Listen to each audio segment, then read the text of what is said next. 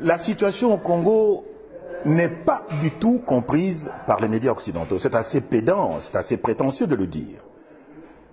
Mon pays, vu de l'Europe, donne une toute autre image. En fait, l'Europe agit comme un miroir, ce qu'on appelle l'effet miroir.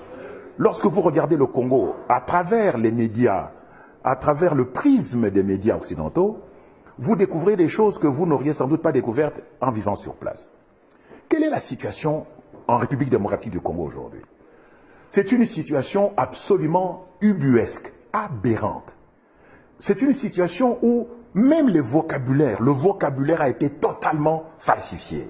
Par exemple, l'AFDL, l'Alliance des forces démocratiques pour la libération du Congo, qui a renversé Mobutu le 17 mai 1997. On a prétendu que c'était une rébellion congolaise. Ben non, c'est une milice armée Tutsi. On a dit que le FCD Goma de Maître Azarias Ruberwa, qui fut vice-président de la République, on a dit que c'était une rébellion congolaise. Je suis désolé, Azarias Ruberwa est un Tutsi rwandais. Donc c'est une milice rwandaise. On a prétendu que le CNDP, le Conseil national pour la démocratie ou le progrès, je ne sais pas, de Laurent Nkunda Batouare en général, on a dit que c'était une rébellion congolaise. Ce n'est pas vrai. C'est une milice rwandaise. Parce qu'un Nkunda Batouare était un Tutsi rwandais. On a prétendu que le M23, et ainsi de suite. Donc, il y a donc le premier crime qui a été commis au Congo, c'est un crime de sémantique, de vocabulaire. Tout a été falsifié. Et cela a été falsifié de façon délibérée. Pourquoi? Parce que le Congo aujourd'hui se trouve dans une situation de guerre de type ethnique. Le Congo est occupé par une ethnie, les Tutsis, venus du Rwanda. Le génocide, je dis les génocides, il y en a eu 4 au Rwanda. 4 génocides qui ont été perpétrés au Rwanda, les uns par les Tutsis, les autres par les Hutus. Eh bien, ces génocides ont visé uniquement le Congo. C'était un prétexte, c'était un alibi pour envahir le Congo. Tant et si bien qu'aujourd'hui, le chef d'État congolais, Joseph Kabila, de son vrai nom Hippolyte Kanambe, est un Tutsi rwandais. Il a mis les pieds pour la première fois à Kinshasa le 17 mai 1997. Et quand il est arrivé, c'était comme exactement un immigré clandestin. C'est un immigré clandestin. Il est venu à Kinshasa sans passeport, sans visa, dans les bagages de l'AFDL. Et quand il est arrivé, il ne parlait pas le lingala, il ne parlait pas le français, il ne parlait pas le chiluba, et il s'exprimait en swahili, mais le swahili de Tanzanie, où il a vécu, où il est né apparemment. Donc, et ce monsieur, donc, imaginez-vous que un immigré clandestin, un sans-papier, débarque dans un pays, et 3 ans et demi plus tard, il devient chef d'État. C'est une situation unique depuis que la planète Terre existe, peut-être même dans le système solaire. Donc, un immigré clandestin qui devient chef d'État 3 ans et demi après son arrivée. Ça ne s'est jamais vu dans le monde. Voilà la situation dans laquelle se trouve le Congo. Donc, une situation d'occupation ethnique. Ça, c'est la cause. Cette cause a entraîné des effets désastreux. Actuellement, un génocide est perpétré au Congo. Tout récemment, près de 90 personnes ont été abattues à Béni. Tout le monde s'est excité dessus. Mais on ne dit pas pourquoi. Il semble, mais je n'ai pas vérifié l'information, qu'on a découvert des gisements de pétrole dans le sous-sol de Béni. Donc on veut éliminer la population pour que les multinationales pétrolières viennent exploiter de l'or noir chez nous. Eh bien, aujourd'hui, le bilan des morts au Congo s'élève autour de 8 millions.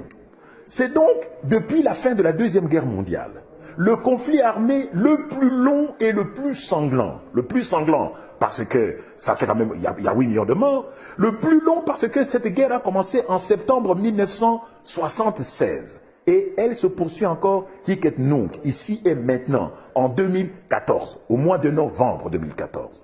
Or, il y a aujourd'hui au Congo plus de 52 armées étrangères qui ont soit déjà foulé le sol du Congo, soit y campent encore aujourd'hui. Vous savez que la MONUSCO, la mission des Nations Unies, semble-t-il pour la stabilisation du Congo, se trouve au Congo depuis une bonne douzaine d'années. 21 000 casques bleus au Congo. Et la région la plus militarisée, là où la MONUSCO est la plus active, c'est justement la région du Nord Kivu, où s'est perpétré le massacre de Béni. Alors je me pose la question, que fait la MONUSCO? Contre qui se bat-elle?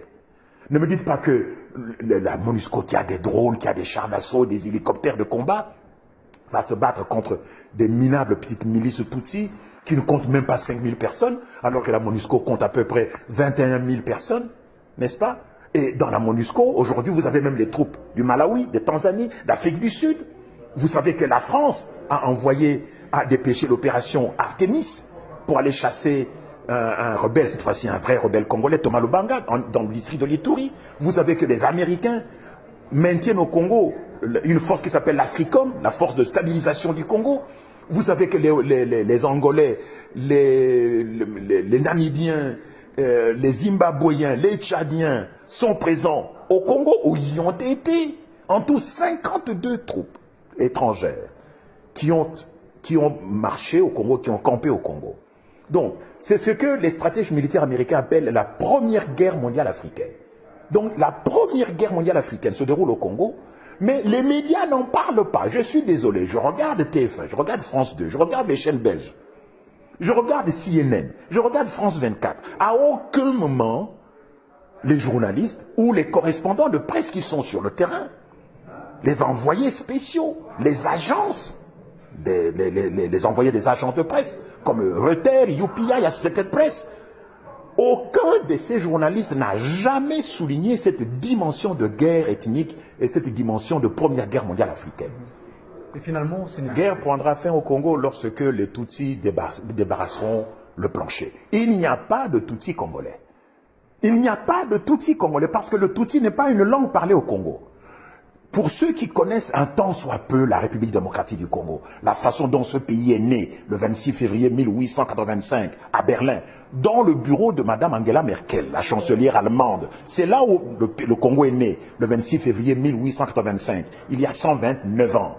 Pour ceux qui connaissent un peu l'histoire du pays, de ce pays-là, ils savent que Léopold II n'a jamais mis les pieds au Rwanda, que le Rwanda fut une colonie allemande jusqu'en 1919, c'est-à-dire après la défaite de l'Allemagne, après la Première Guerre mondiale, que de ce fait, Léopold II ne pouvait pas prendre un territoire de l'Allemagne, n'est-ce pas? Donc, il n'y a pas de Tutsi congolais parce que le Tutsi n'est pas une langue parlée au Congo. Tous les Congolais d'origine appartiennent à des ethnies dont la langue est la même que le nom que porte l'ethnie. Par exemple, moi, je suis Yansi. Eh bien, le Kiyansi, ce n'est pas seulement une communauté ethnique, c'est une terre et c'est une langue. C'est la même chose avec les Baluba, avec les Nande, les Bashi, les Houndé, les Tetela, les Songé. Oh, il y a combien? Il y a entre 400 et 800 ethnies au Congo. Voyez-vous?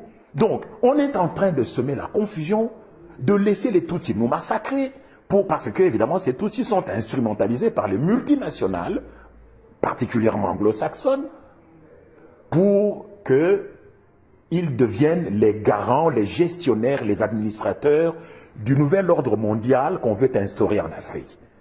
Mais, évidemment, vous comprendrez pourquoi la France intervient personnellement dans ces anciennes colonies.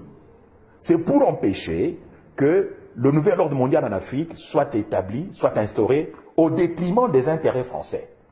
Voyez-vous, il y a aujourd'hui des forces, des puissances économiques, militaires et financières qui voudraient s'emparer du précaré français, du précaré colonial, des anciennes colonies françaises, là où la France puise ses matières premières, comme au Niger. Le Niger, comme vous le savez, est le deuxième producteur mondial d'uranium, où se trouve l'Areva notamment.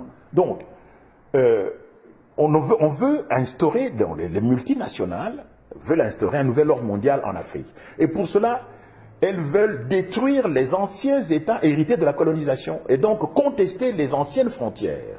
C'est ça qui se passe au Congo. C'est ça qui a failli se passer au Niger. C'est ce qui a failli se passer en Côte d'Ivoire. Voyez-vous? Et même ce qui se passe au Nigeria avec Boko Haram, c'est une déstabilisation généralisée de l'Afrique pour permettre l'instauration du nouvel ordre mondial en Afrique.